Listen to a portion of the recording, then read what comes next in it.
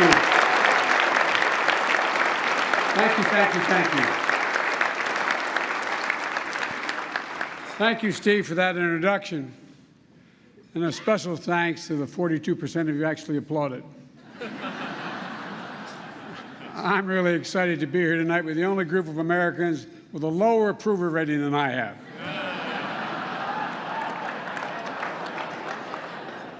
That's hard to say after what we just saw. This is the first time the President attended this dinner in 6 years.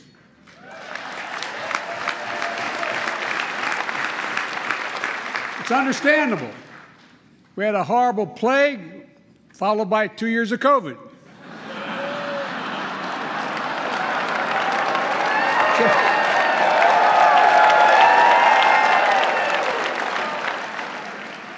Just imagine if my predecessor came to this dinner this year. Now that would really have been a real coup if that occurred. A little tough, huh?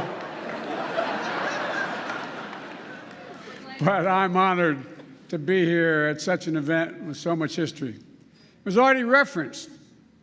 The very first president to attend the White House Correspondents' Dinner was Calvin Coolidge in 1924. I'd just been elected to the United States Senate. I remember telling him, Cal, just be yourself. Get up there, speak from the heart. You're going to be great, kid. You're going to do it well. Of course, Jill is with me tonight. Jilly, how are you, kid? I think she's doing an incredible job as First Lady. The First Lady to continue working full-time as she does as a professor. She doesn't pay much attention to the polls, though she did say the other day, instead of introducing myself as Jill Biden's husband, maybe I should introduce myself as her roommate. I've attended this dinner many times, but this is my first time as president. The organizers had it hard, made it pretty hard for me tonight. Although the good news is, if all goes well, I have a real shot at replacing James Corden. It was great having him over to the White House the other day, just as he announced he's leaving the show. Great performers, going out on top after 8 years in the job. Sounds just about right to me. And it's tough to follow pros like James and Billy Eichner. Billy, where are you again? Where is he? Well, Billy, you're famous for your interviewing skills. Billy, you should know what you're doing, pal. You know it well. And I think you should hope meets the press. Maybe they start to watch it again. I've never had to open. I'll never be invited to meet the press again. Anyway, never have to open before Trevor Noah. Trevor's great. When I was elected, he did a show and he called me America's new dad. Let me tell you something, pal. I'm flattered anybody would call me a new anything. You're my guy. And folks, it's been a tough few years for the country. There's one reason why it's great to be here again. Everyone at the White House is so excited. I told my grandkids and Pete Buttigieg they could stay up late and watch this show tonight.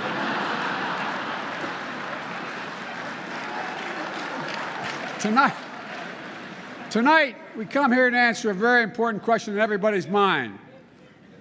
Why in the hell are we still doing this? I know there are questions about whether we should gather here tonight because of COVID. Well, we're here to show the country that we're getting through this pandemic.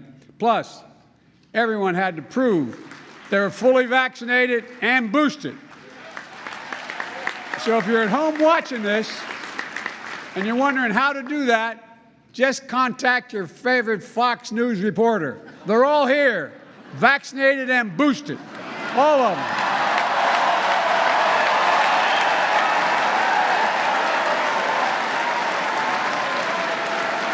And look, Fox News, I'm really sorry your preferred candidate lost the last election. To make it up to you, I'm happy to give my chief of staff to you all so he can tell Sean Hannity what to say every day. In fact, Ron Klain is here at the CBS table, which hired Mick Mulvaney. Mick on CBS, I was stunned. I figured he'd end up on Masked Singer with Rudy. Amazing hire, guys, really quite amazing. And look, I know this is a tough town. I came to office with an ambitious agenda, and I expected it to face stiff opposition in the Senate. I just hoped it would be from Republicans. But I'm not worried about the midterms. I'm not worried about them. We may end up with more partisan gridlock, but I'm confident we can work it out during my remaining 6 years in the presidency. And folks, I'm not really here to roast the GOP. That's not my style. Besides, there's nothing I can say about the GOP that Kevin McCarthy hasn't already put on tape. You know, at the same time, a lot of people say the Republican Party is too extreme, too divisive, too controlled by one person. They say that's not your father's Republican Party. Ronald Reagan said, Mr. Gorbachev, tear this wall down. Today's Republicans say, tear down Mickey Mouse's house. And pretty soon they'll be storming Cinderella's castle, you can be sure of it. But Republicans seem to support one fella, some guy named Brandon. He's having a really good year, and I'm kind of happy for him.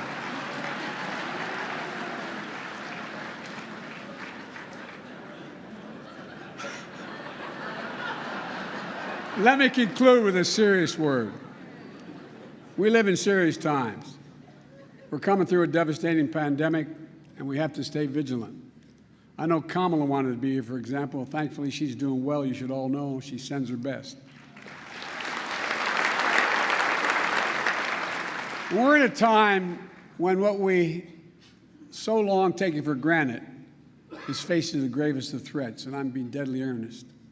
Overseas, the liberal world order that laid the foundation for global peace, stability, and prosperity since World War II is genuinely, seriously under assault. And at home, a poison is running through our democracy. Of all this taking place with disinformation massively on the rise, where the truth is buried by lies and the lies live on as truth. What's clear, and I mean this from the bottom of my heart, that you, the free press, matter more than you ever did in the last century. No, I really mean it. I've always believed that good journalism holds up a mirror to ourselves to reflect on the good, the bad, and the true. Tonight, I want to congratulate the awardees and the scholarship winners who carry on that sacred tradition. We've all seen the courage of the Ukrainian people because of the courage of American reporters in this room and your colleagues across the world who are on the ground taking their lives in their own hands.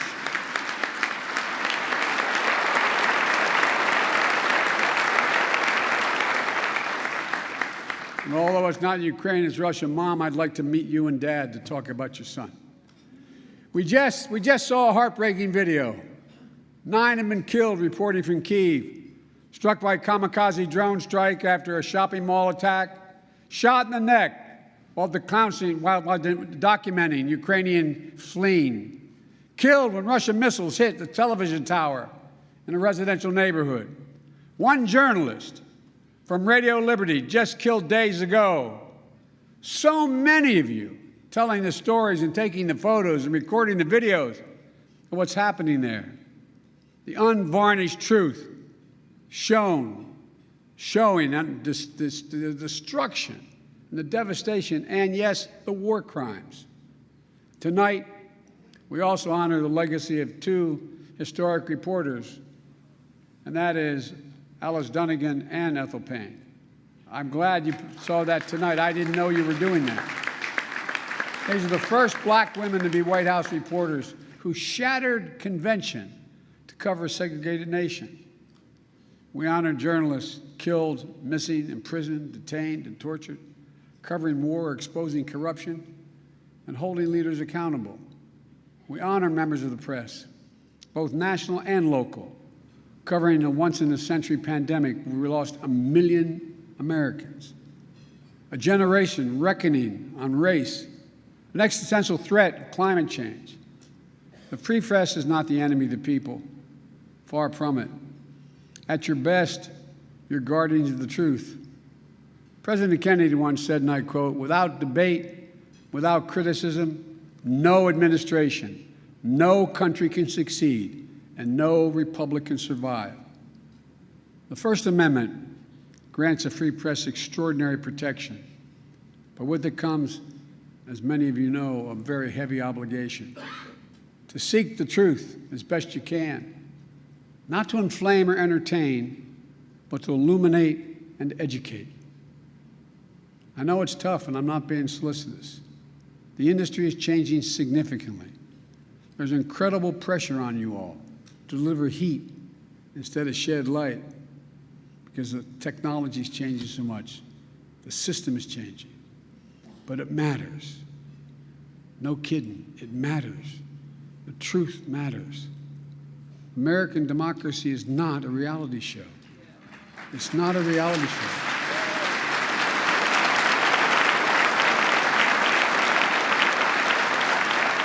It's reality itself.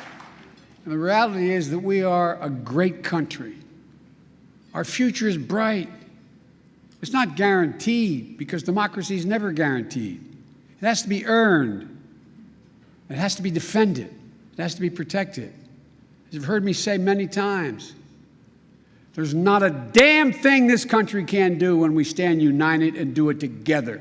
And I know we can do anything we want to do. That's right. I've been around a long time, as has been pointed out many times tonight. But I give you my word as a Biden, I've never been more optimistic about America than I am today. I really mean it.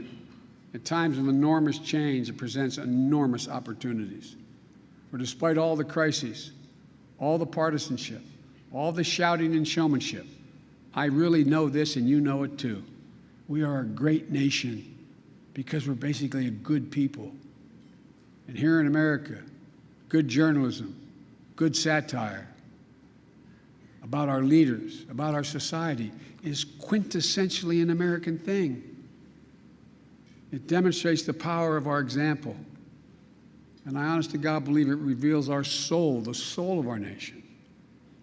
And that's what I'd like to toast tonight. If I may. To the journalists and their families, to the people and the elected representatives, to the United States of America. By the way, Madeleine Albright was right. We are the indispensable nation. Ladies and gentlemen, I'm going to turn this over to Trevor now. Strap myself into my seat. And Trevor, the really good news is, now you get to roast the President of the United States. And unlike in Moscow, you won't go to jail. Podium is yours.